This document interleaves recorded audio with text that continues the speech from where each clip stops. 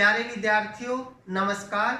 आज हम शब्दकोश के बारे में पढ़ेंगे कि शब्दकोश में शब्दों का सही क्रम क्या है। विभिन्न प्रतियोगी परीक्षाओं में प्रश्न पूछे जाते हैं, 4 ऑप्शन मिलते हैं कि इन शब्दों को शब्दकोश के क्रम में व्यवस्थित कीजिए। तो हिंदी शब्दकोश है वो पूरी तरह से वर्णमाला के क्रम पर आधारित नहीं है। जैसे वर्णमाला में वर्णमाला का क्रम है, पहले स्वर, फिर अयोगवा, फिर व्यंजन, फिर संयुक्त व्यंजन। लेकिन हिंदी शब्दकोश वर्णमाला के क्रम से कुछ भिन्न है। आज हम उसके बारे में जानेंगे और ये इतना इजी है कि एक बार आप पूरी तरह से ध्यान से समझोगे तो फिर कभी आप भूल भी नहीं पाओगे। तो हम पहले स्वरों को व्यवस्थित करेंगे। जैसे शब्दकोश में सबसे पहले स्वर होते हैं और वे स्वर इस क्रम से होते हैं, पहले अनुस्वार और अनुनासिक। हिंदी शब्दकोश में अनुस्वार और अनुनासिक अर्थात अंकी बिंदी और चंद्र बिंदु को एक ही माना जाता है। और उसके बाद विसर्ग होता है, फिर ए आ ई उ ऊ री ए आई ओ औ। तो सबसे पहले शब्दकोश में शब्दों का क्रम इस वर्ण यानी स्वरों के क्रम से होगा। जब औ के शब्द कंप्लीट हो जाएंगे तब व्यंजन आएंगे और व्यंजनों के क्रम में पहले कै वर्ग, फिर कै वर्ग, फिर ग। अर्थात जिस प्रकार वर्णमाला में वर्णों का क्रम होता है उसमें व्यंजनों का क्रम होता है कै से लेके है तक। तो उसी क्रम से वर्णमाला जो है उसके क्रम से ही शब्दकोश में ये जो शब्द है इसी क्रम से आएंगे।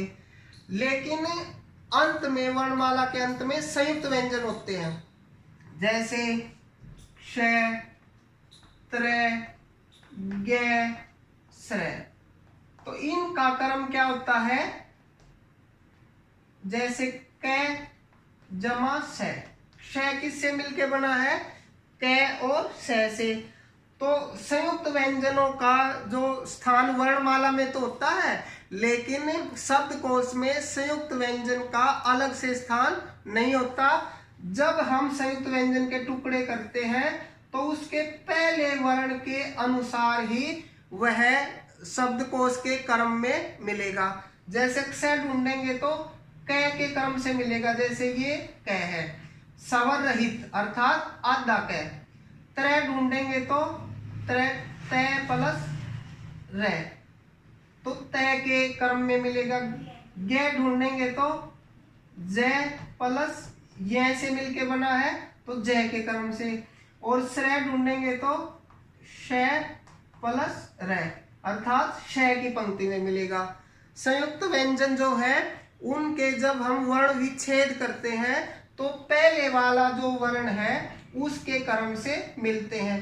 जैसे यदि हम ढूंढे प्रतीक्षा, तो प्रतीक्षा में पै जमा रे अर्थात पै के क्रम में मिलेगा।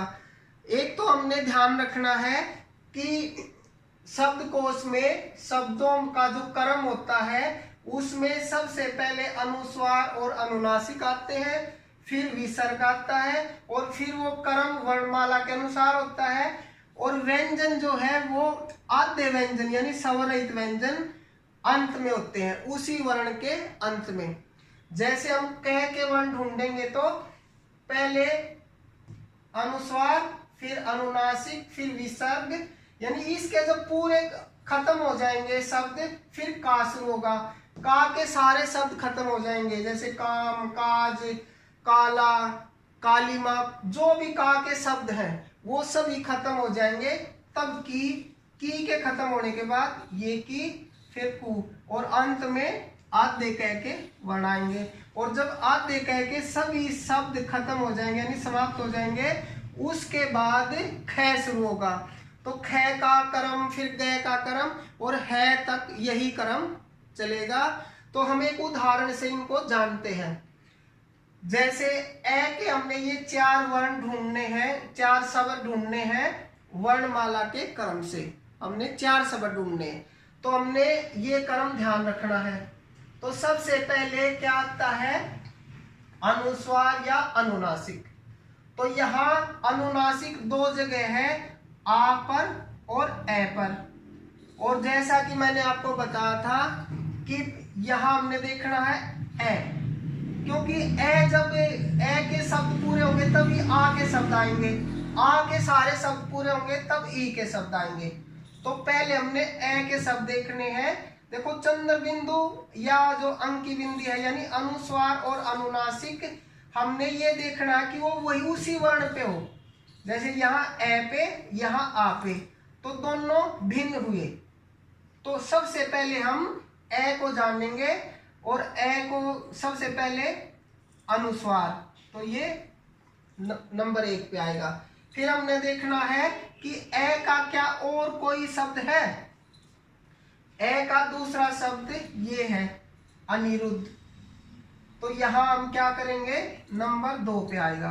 तो जब ए के सभी शब्द हम पूरे कर लेंगे तब उससे नेक्स्ट देखेंगे। तो नेक्स्ट क्या है, आ।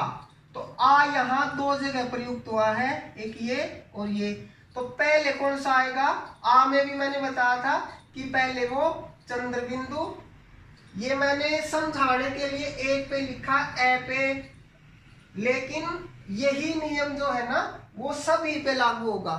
आ पे भी वही नियम, पहले अनुस्वार अनुनासिक फिर विसर्ग। ई पे भी वही नियम, ऊ पे भी, हर स्वर या हर व्यंजन पर वही नियम लागू होता है कि पहले उस वर्ण से स्टार्ट करके उससे अनुस्वार और अनुनासिक विसर्ग फिर अंत तक वही वर्ण चलेगा। तो हमने फिर क्या देखना है, आ के क्रम में आए तो आ के क्रम में भी वही क्रम चलेगा। पहले हमने देखना है अनुस्वार या अनुनासिक है या नहीं है। तो यहाँ है तो इसका मतलब नंबर 3 पर ये आएगा और नंबर 4 पर ये आएगा। तो हमने ये देखना है। दूसरी बात आपने ध्यान रखनी है कि अनुस्वार और अनुनासिक का शब्दकोश में कोई भेद नहीं है वर्णों के क्रम को ढूंढने में या शब्दों के क्रम को ढूंढने में। वैसे वर्णमाला में तो दोनों में भेद है, उनके अर्थ में भी अंतर है, उनकी बनावट में भी अंतर है और ये दोनों अलग अलग भी हैं। लेकिन जब हम शब्दकोश में ढूंढेंगे तो इन दोनों को एक माना जाता है। ये अर्ध अनुनासिक भी बोलते इसको, ये अनुनासिक और ये अनुस्वार, ये अनुनासिक और ये अर्ध अनुस्वार भी है। जैसे हमने एक उदाहरण देखना है, हंकार, हंगामा, हंसना, हंसिनी, इनमें 2 के ऊपर लगा है अनुस्वार और 2 के ऊपर अनुनासिक। तो हमने देखना है कि सबसे पहले शब्दकोश के क्रम में कौन सा आएगा। तो यहाँ मैंने बताया था कि हमने चंद्र बिंदु और अंकी बिंदी अर्थात अनुस्वार और अनुनासिक में भेद नहीं करना, वो दोनों समान है। तो इसका मतलब है ये भी है और ये भी है और ये भी, इन दोनों के ऊपर अनुस्वार या अनुनासिक दोनों एक लगा है। तो इसका मतलब ये चारों समान है। जब पहला वर्ण समान होता है तो शब्दकोश में दूसरे वर्ण को ढूंढते हैं। जब पहला वर्ण समान होता है तो फिर हम दूसरे वर्ण को देखते हैं। तो दूसरा वर्ण यहाँ का, यहाँ गा, यहाँ से और यहाँ सी है। तो इनमें वर्णमाला के क्रम में सबसे पहले का आता है। तो यहाँ सबसे पहले ये आएगा शब्दकोश में, दूसरे नंबर पे ये आएगा, तीसरे पे क्योंकि से सी से पहले आएगा तो नंबर 3 पे ये और नंबर 4 पर ये आएगा। हम एक और उदाहरण यहाँ देखते हैं, मेज, म्यान, मार्ग, मंजू, मूर्ख। सभी शब्द हैं वो मैं से बनने वाले हैं। ऐसा भी हो सकता है कि वो एक वर्ण से ही बनने वाले ना हो, तो तब हमने देखना है कि कौन सा वर्ण पहले आएगा। मान एक है मैं से शुरू होके, एक है टे से शुरू होके, तो हमने देखना है टे और मैं से में पहले कौन सा आता है। तो ये सभी मैं से बनने वाले हैं तो वही नियम लागू होगा कि कि सबसे पहले मैं के ऊपर हमने देखना है अनुस्वार या अनुनासिक तो नहीं है, तो यहाँ है, तो ये सबसे पहले आएगा। फिर दूसरा देखना हमने ए आ ई ई इस क्रम में, तो यहाँ दूसरे नंबर पे आ है, क्योंकि ए का कोई शब्द नहीं है, आ का है, और ई का भी कोई नहीं है, ई का भी नहीं है, ऊ का है, तो ऊ का है तो नंबर 3 पर ये आएगा। और फिर उसके बाद ए, क्योंकि ऊ के बाद ही ए आता है, नंबर 4 पे ये आएगा। और मैंने बताया था अर्ध वर्ण यानी अर्धवर्ण, अर्धवर्ण सबसे लास्ट में आते हैं, स्वर रहित वर्ण, तो ये सबसे लास्ट में नंबर 5, क्योंकि ये आधा मैं है। तो हमने इन कर्म को, इस कर्म को हमने ध्यान रखना है, और संयुक्त व्यंजन के कर्म को भी हमने ध्यान में रखना है। अभी हम कुछ और उदाहरण पढ़ेंगे ताकि पूरी तरह से हम समझ सकें। जैसे ये उदाहरण हम देखते हैं, क्रम कृषि क्षत्रिय कर्म कंघा। शब्दकोश के अनुसार शब्दों का सही अनुक्रम बताइए, ये क्वेश्चन आता है।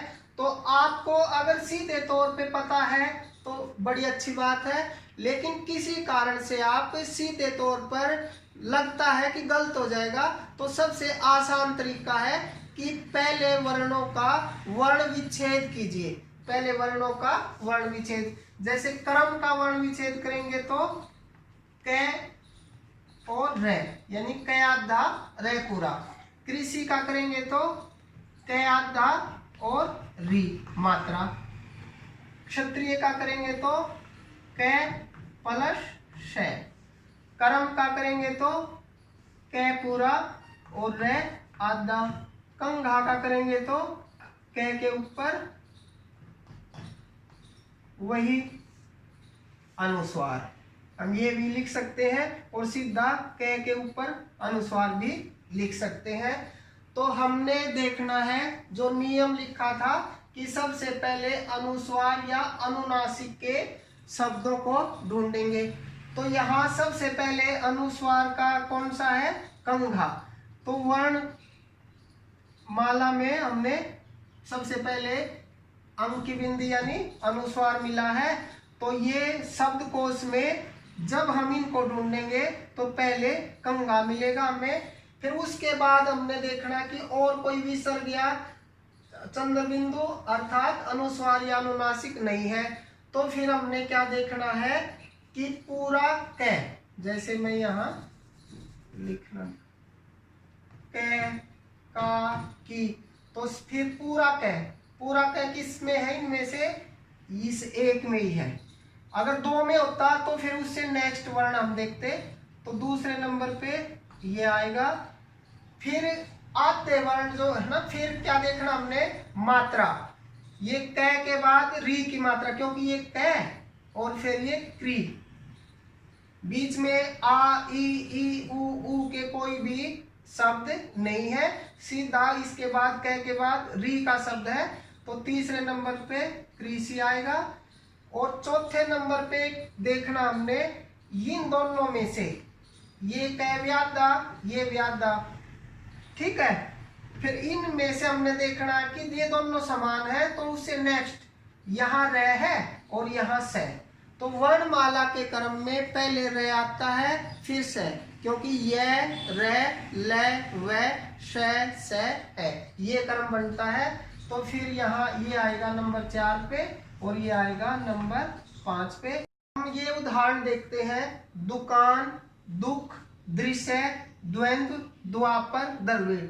तो यदि क्रम हमें समझ नहीं आता तो हम टुकड़े करके भी इनको देख सकते हैं। जैसे दुकान के टुकड़े करेंगे द उ, दुकान। दुख में उ के साथ विसर्ग है, इसमें द के साथ री है। और द्वंद्व में हमने देखना है द आधा और वह पूरा, यानी वह के साथ अनुस्वार लगा है। द्वापर में द आधा और वाह, और द्रविड़ में द प्लस रे।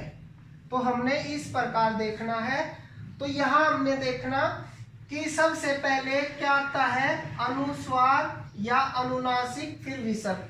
तो यहाँ अनुस्वार और अनुनासिक हमने देखना है, तो पहले वर्ण के साथ देखना है। पहले वर्ण द है, ये विदय ये, तो यहाँ कई बच्चों को ये भ्रम हो सकता है कि ये पहले आएगा क्योंकि द के साथ अनुस्वार है, लेकिन ये अनुस्वार द के साथ नहीं है, ये वह के साथ है। तो हमने पहला वर्ण देखना है, उसके बाद दूसरा वर्ण देखना है। द्वंद्व बोल ले, द्वंद्व, तो द के बाद वह, द द्वंद्व, वह के बाद आता है अनुस्वार।